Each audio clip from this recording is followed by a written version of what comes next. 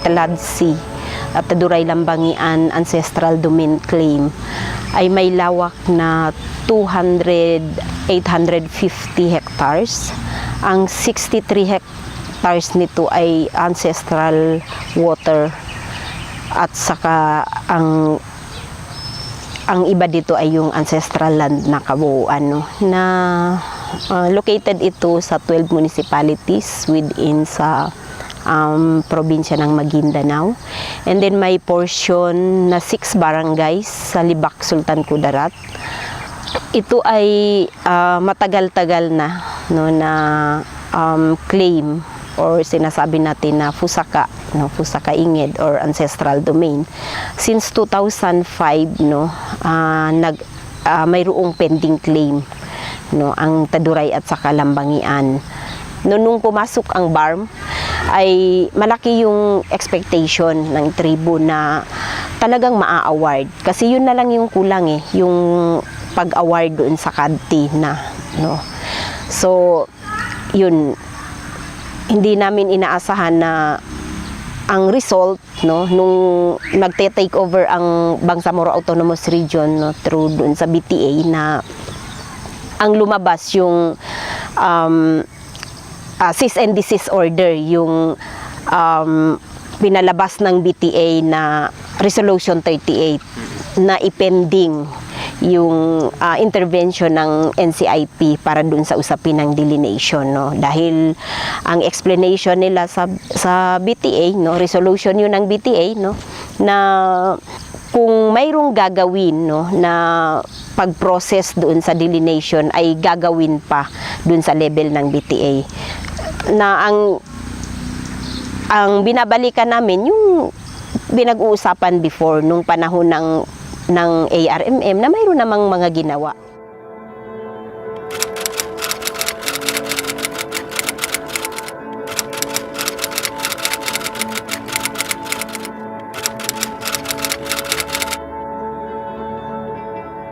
Bago lang po yung itong 27, nangyari naman po yung pag-alis kasi nagkaroon naman ng putukan. So yung mga namin naiwanan naman doon na mga alaga, kinuha na rin. Sinira din yung mga kagamitan sa loob ng bahay. Pati yung mga ginagamit namin pang yung bayuhan ng mga palay kung mayroon man o mais, ipinagtataga. So ito po yung ikinalulungkot po namin kasi sabi ko nga, talagang apektado sa pamumuhay po namin ngayon, hirap na kami. Kaya minsan hindi ko matiis na. Kasi ako lang laging tinatanungan, ano kaya ang nangyari sa atin? Ano bang kasalanan natin? Kaya yan po ang masakit sa akin. Makita ko yung mga kasamahan namin na tanging saging lang ang kinakain. Yung mga walang lupa. Nakikita nyo dyan kung hindi lang tag-ulan. Akala mo magsunog sila ng kaingin. Yun pala uuling po sila. Minsan hinahabol pa sila ng mga armado. Maiwan nila yung mga sinunog nilang mga uling. Sa 32 years old ko, ngayon ko lang naranasan po ang buckwheat. Simula yung ng buckwheat, ngayon lang po, hindi kami nakauwi ng ng lugar namin. Mag 2 years na po ngayong July 28, 2021. Kami po ngayon, ang pangkabuhayan namin, yung arawan lang po. Nagtatanim sa mga may ipatanim sa amin na 120 po yung araw namin. Nag-ano rin po, ganun rin yung namin. Nag-howling kung may mais na ikarga, kabayo ang magkarga. Kung wala, nag-spray para pang-arawan, para sa mga anak namin. Pero mahirap po kasi kung kulang talaga yung namin hanap buhay, sir.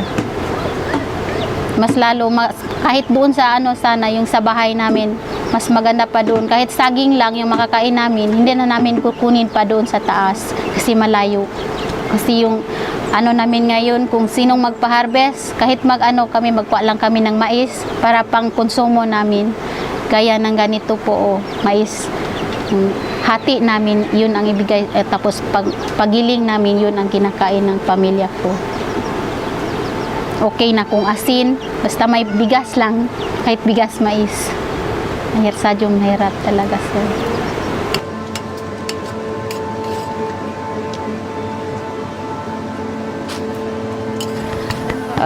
Talagang nahihirapan kami sa paghahanap buhay dahil po sa umalis kami doon sa mga lugar po namin. Ang ginagawa namin ngayon kung umaga, pupunta doon sa area yung mga kalalakihan sa amin. Pagkatapos pagkahapon, uwi na naman. So malaki po yung epekto ng paghahanap buhay po namin sa ngayon. Dahil maikli po yung oras na magagamit po namin dahil umalis po kami, hindi man kami pwedeng aalis ng maaga masyado dahil hindi po namin alam kung ano po yung mga nandyan sa mga daanan. So talagang maikli po yung magamit po namin na oras at saka konti din po yung matrabaho po namin sa isang araw. Kasi yung panahon na yun, nag-module kami ng gabi. Tapos, ayun na, naputukan na yung sa kabila. Tapos sabi nila, takbo na kasi may naputukan na sa kabila eh. Kaya yun, naiwan yung mga ibang module namin. Yung iba na naiwan ng mga module, pinatuloy ko pa rin yun.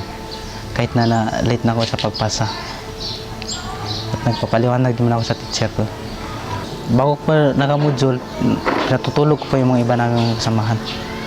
Tapos kung tulog na sila, saka ako naka-module. Pagka umaga ako naman natulog. Sila naman yung nagalaro.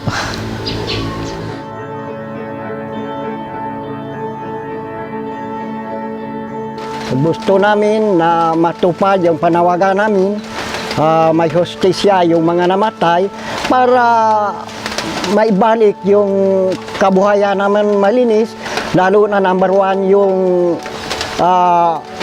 pag-aaral ng mga bata namin, yung edukasyon ng mga bata namin.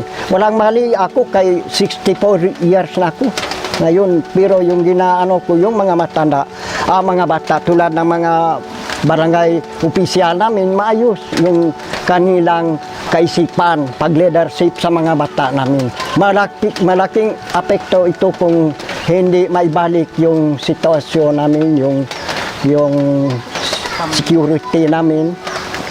Unang-una yung security namin para maganda yung pamumuhay namin, pagtrabaho namin.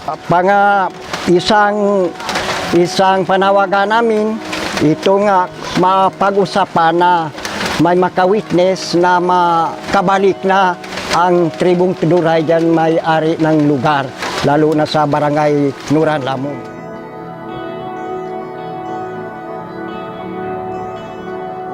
Dahil kung sinasabing mayroong historical injustices, no, na nangyayari, ito ay nangyayari din sa mga katutubo, no, sa mga batas, no, sa mga aktual na pag-i-implement ng mga batas ay dehado si katutubo, no, si non-Moro indigenous people. Dahil ayaw na naming maranasan yung mga nangyari before, nung panahon ng ARMM. Kaya gusto namin, no, maayos ngayon, kaya binabalikan lang namin yung inusap noon bago pinasa ang BBL, no, na hanggang pumasa siya na ball, na inclusive peace, no, walang maiiwan. Kung para ito kay Bangsamoro, dapat nandyan sila Christian settler, nandyan sila non-Moro indigenous people, no, katutubo, para lahat tayo ay tinatahak natin yung moral governance na sinasabi nila.